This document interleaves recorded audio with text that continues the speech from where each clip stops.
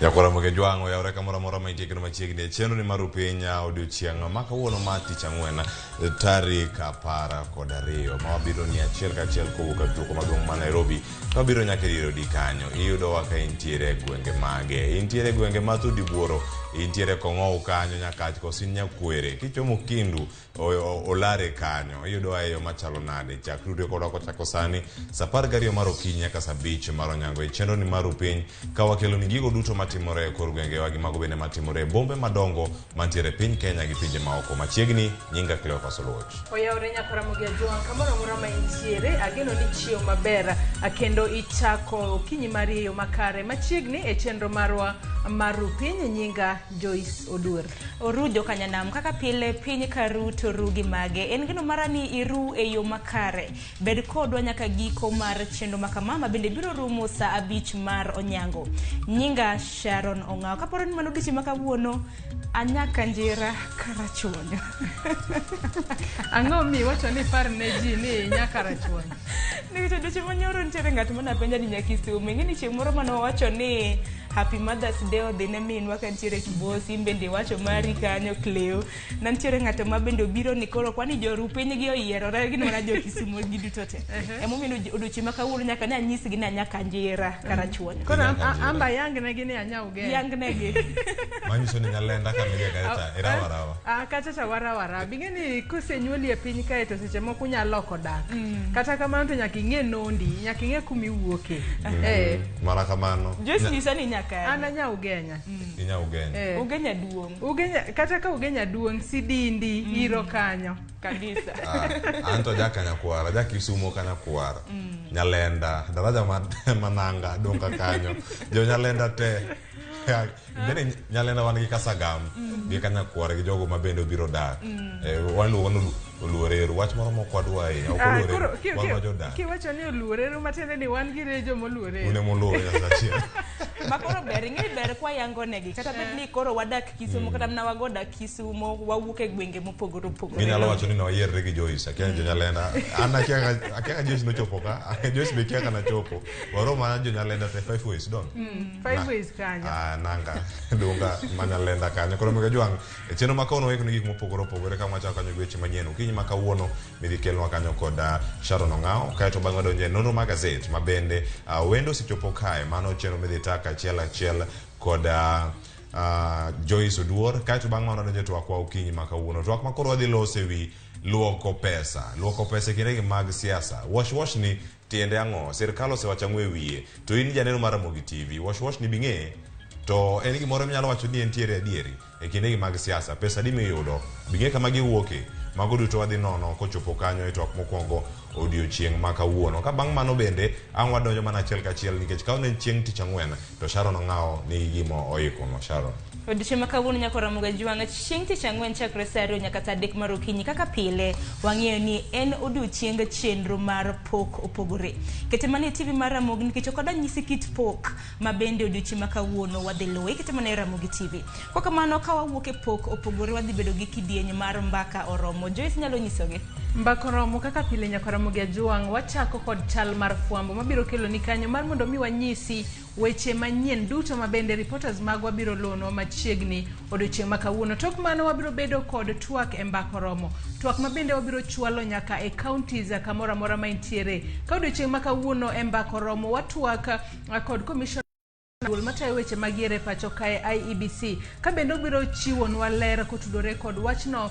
mar jopiny dhirango kapo ni nyinge gi ondik e yo makare mago kuonde mag luto mbulu kata nyinge magibiro tiyo godo e kinde magi luto mbulu miluongo gi dhongere ni voter verification neni in itudori kodwa e twak machalo kamano mar mondo mi ing'e yore makare minyalo yango godo nyingi mano motelo ne yiero maduong' mibiro bag kanyo kochopo tarik 9 dwe mar 8 higani nyakora moge jwang' kisebedo kod ng'eyo ne gigo duto matimore kotenore kod yiero kaachiel kod mago bende madhi twak e odiochieng' makawuono e rupiny gi mago mag mbaka oromo wadhi miyi thuolo mar winjo pado manyien mano ka osetieko chenro duto mar rupiny kod mano mar mbaka oromo medo mana kete kaka itudi kodwa achiel kachiel wantiere Facebook kanyo yudo wa Ramogi TV ka komachielo e Twitter Instagram yudo wa Ramogi TV KE tudi koda bende Cleophas Oluoch e Twitter Facebook Instagram kachiel kod mano maana hapa ndani shida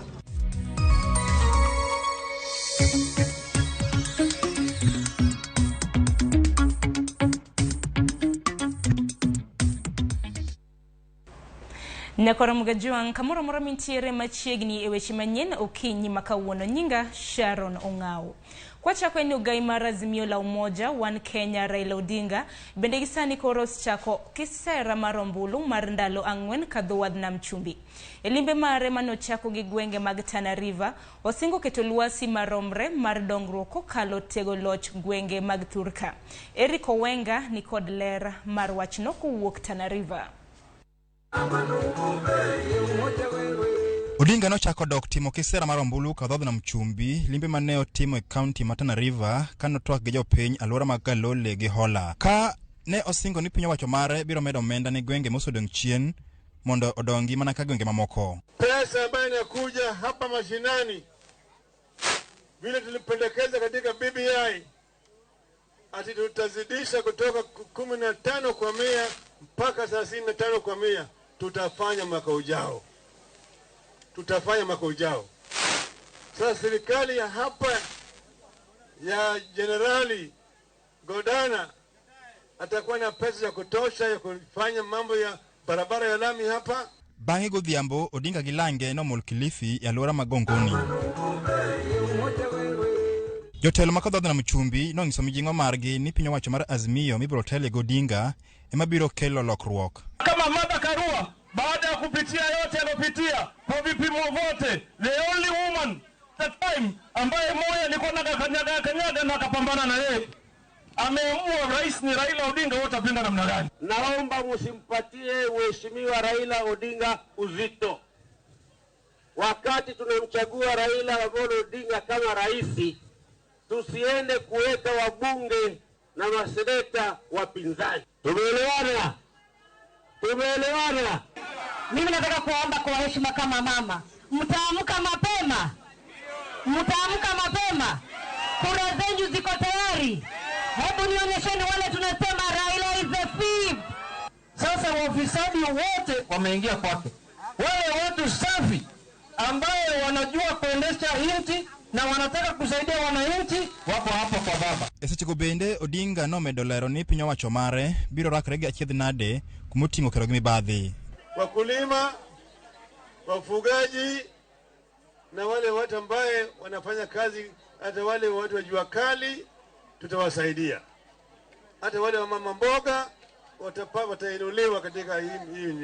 Kwa hivyo hii inaitwa Total Economic Liberation of Kenya.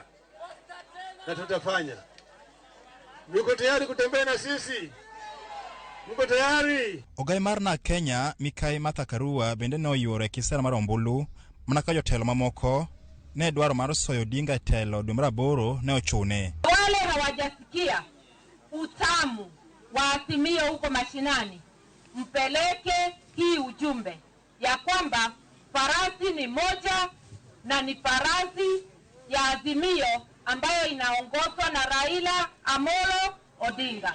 Na kama uko na matarajio ya ukombozi wa kiuchumi Kenya, usitafute mwingine, ni kinara wa Azimio. Esechiko bende Governor Amason Kingi mondo dar kok Azimio kod bura mare mar pa no direct maliet ka jotelo mane kod Odinga ne ochako rakre kode achieng'.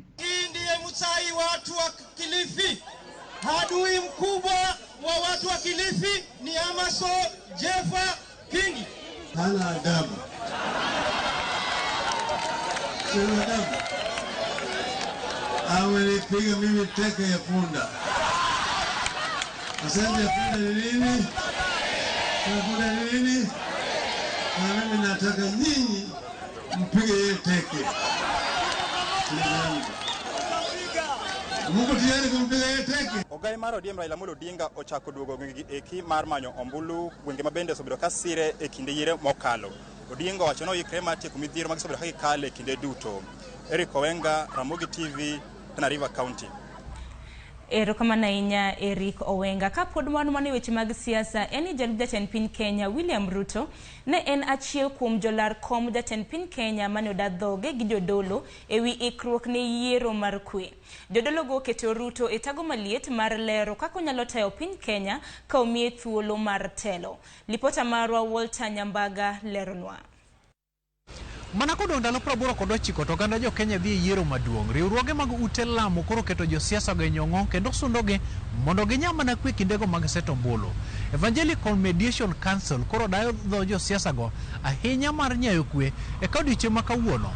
Jatend kweth ma Kenya Kwanza William Ruto nobedo wendo mar Baptist mayudore Ngong' e boma Nairobi.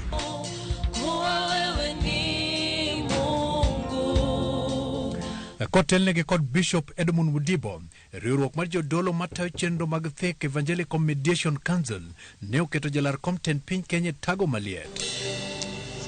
Jachung' mar duond bura mar UDA riwruok mar Kenya Kwanza William Ruto ne meeting mar lero mahino mare e neno ni yiero mar dwe mar 8 tim yor kwe. As a Democrat from where I sit, just like in an election, you go to an election,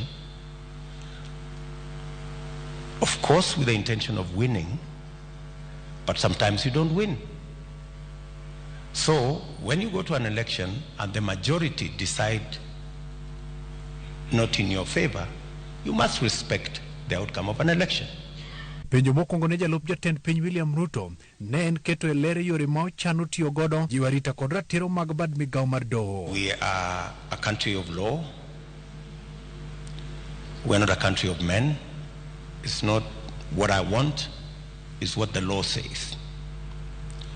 And yes, there have been instances where court rulings have not been obeyed.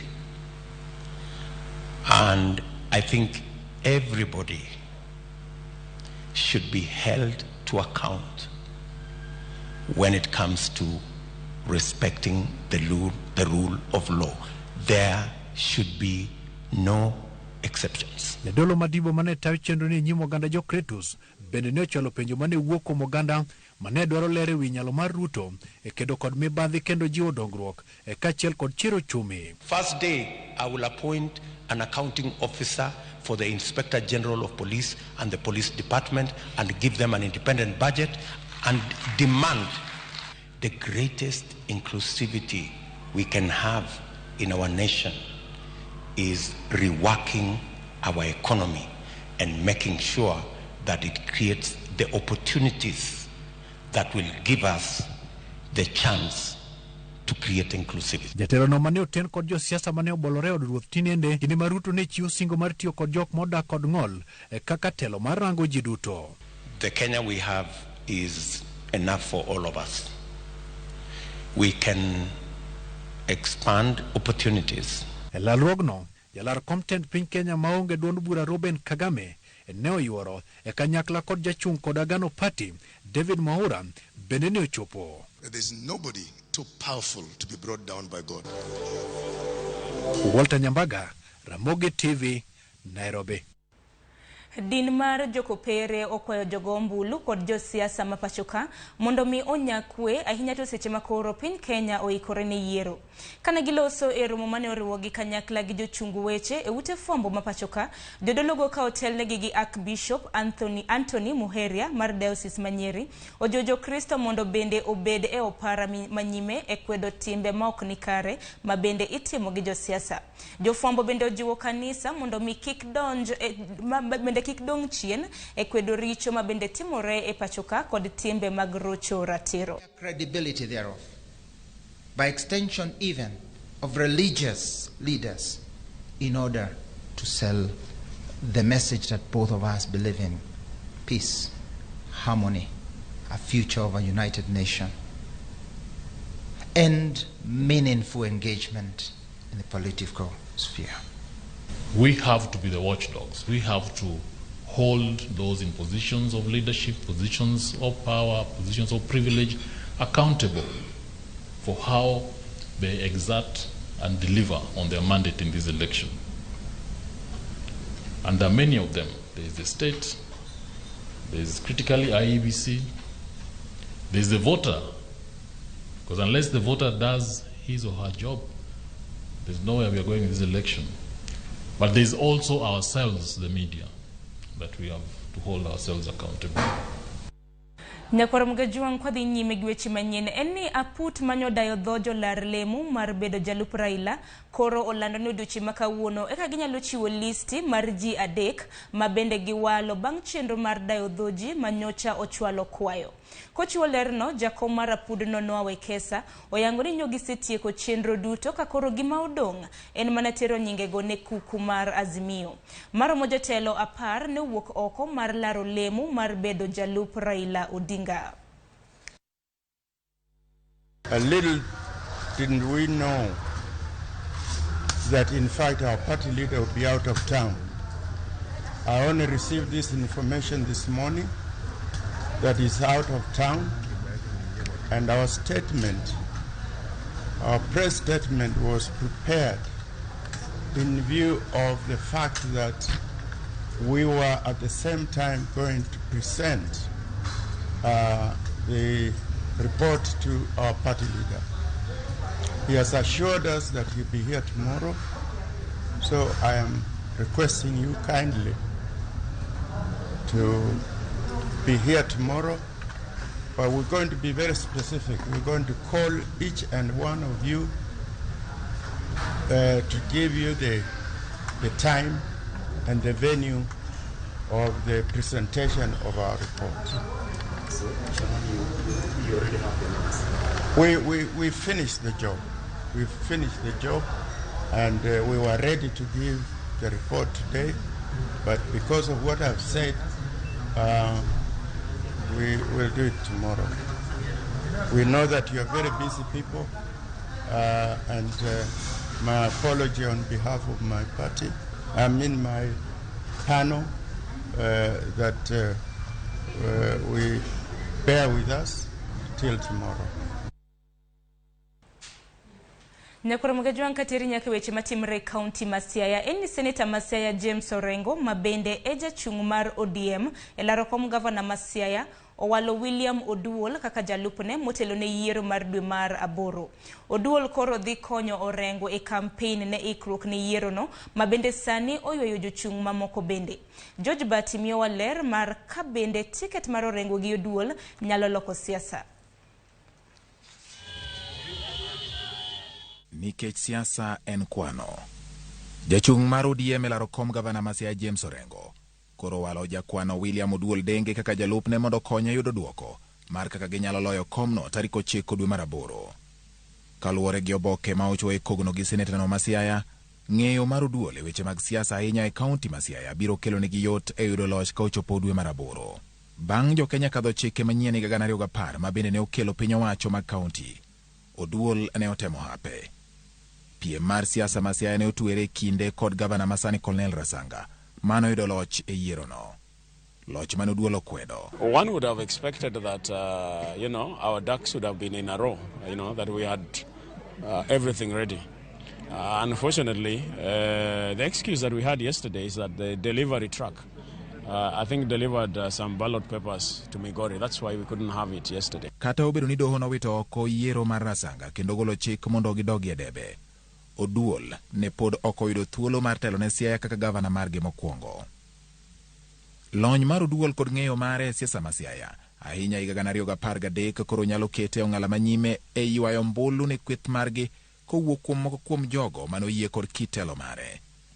Oduor osetiyo e board mar bad migawo mar KOP e gwenge mag milambo mar Nyanza, kendo en gi lony e weche mag nyayo telo makare kind lemo mamoko ma onywando kembe mag pinje maoko. Wenge mag siasa neno kagima welo mar Oduor osumo winjruok ma higa 2013 kama gwenge mopogore opogore e kaunti ma Siaya nopod ne gilemo e otiko mar ODM. Kaluwore kod welo mar ODM madwe mar 4 gani kendo mondo lemo pog makare gwenge duto ma Siaya, koro kwano ne en manyo kama igole jalup gavana mabiro bugo ti Orengo e kisera mar ombulu.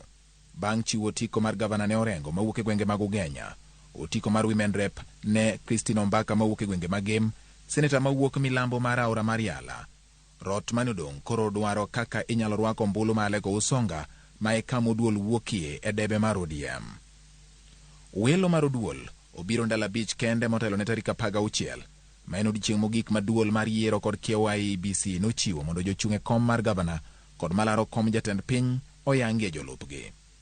bang' Orengo koro yiero kendo keto ayanga jalupne.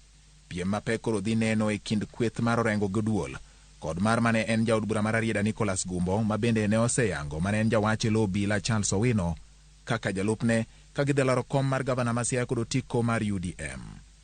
George Bati, Ramogi TV. Nyime gi weche manyien ateri nyaka e kaunti ma Homa Bay.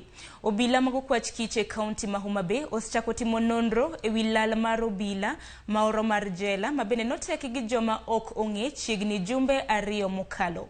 Bernard Ochieng ma jahigni 39 en obila mar jela ma Kibos e kaunti ma Kisumo. Yangore ni nyocha ondhiye gi ji ma ok ong'e e gwenge mag Kabunde e apaya mawuok Homa Bay kochomo Rongo. Jatend obila mag okwach kich e kaunti no Abed Kavo okoni jonjore 4 manyocha omanore gi bunde e manyocha ochungo nyamburko manyocha obila no nie iye kendo gigole gisoe e nyamburko machielo mar kido mar Probox. So when the matatu started going towards Rodi, it reached Ong'awo stage, which is around 3 kilometers from Homa Bay town. So it was dropping a passenger in the junction of Ong'awo Girls. They are alleging that as it was dropping that passenger, a Probox came from behind, which was white in color, and it blocked the matatu from in front. They are alleging about 4 men arrested who were armed with guns, and they had a handcuff. They forced those front guys, the 2 prison officers, to alight, and they inquired from them who was Bernard Ochieng Omolo. So after the officer identified himself, he was handcuffed and forced to enter into that Probox. Investigation are ongoing. We have recorded a statement of about 6 people. Kopogore gi kaunti ma Homa Bay ateri nyaka e kaunti ma Kisumo kama bende jotend pinje 7 mopogore opogore oseyango ni biro chopo e romo maduong' mar joket mwandu mar Afri-Cities ma ogen timore e kaunti ma Kisumo juma manyien. Ikruok maka gi kacha sani dhi nyime mana kaka lipota marwa Millicent Adhiambo leronwa.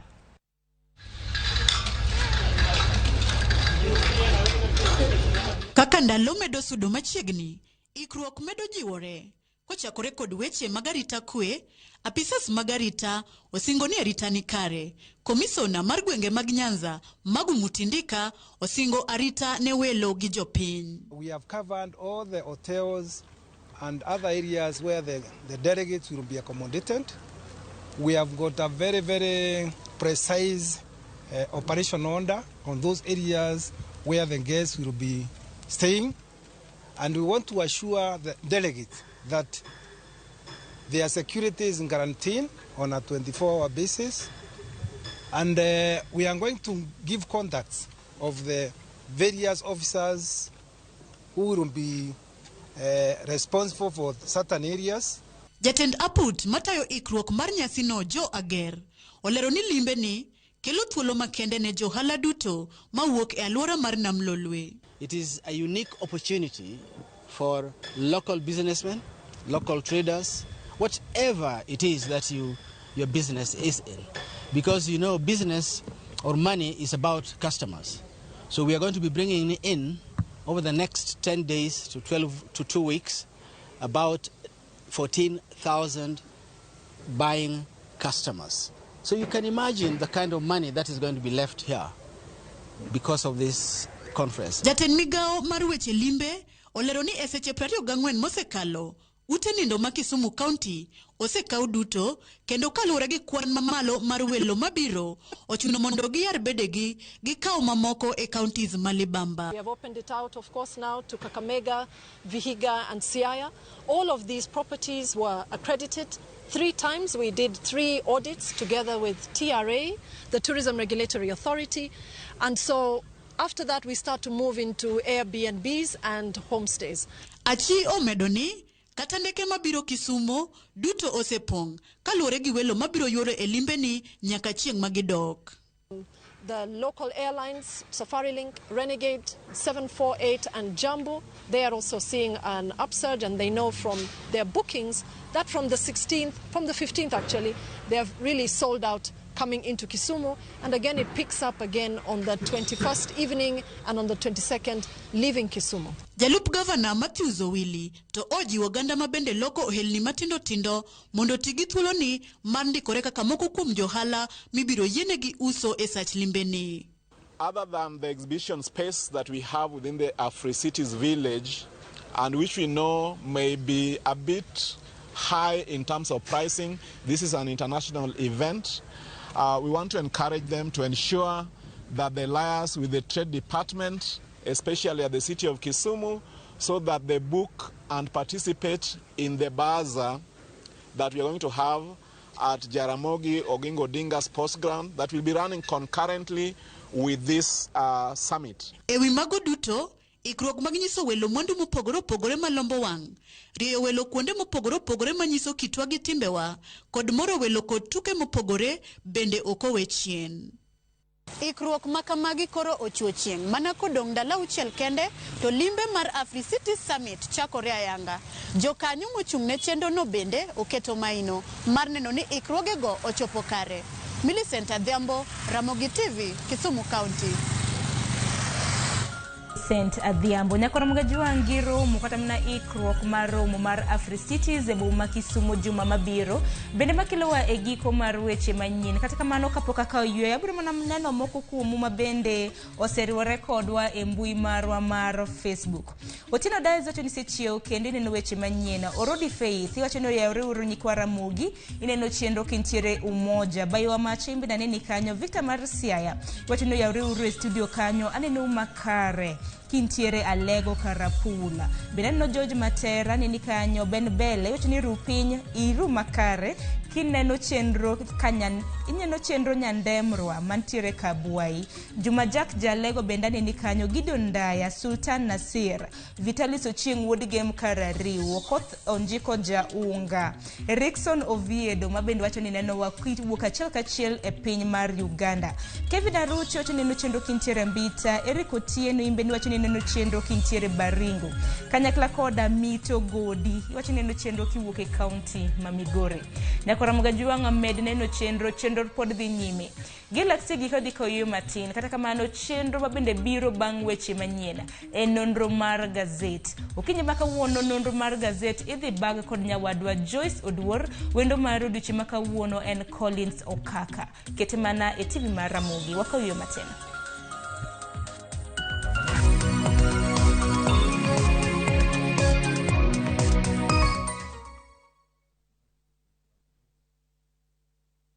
Making and receiving payments has never been this easy. Introducing View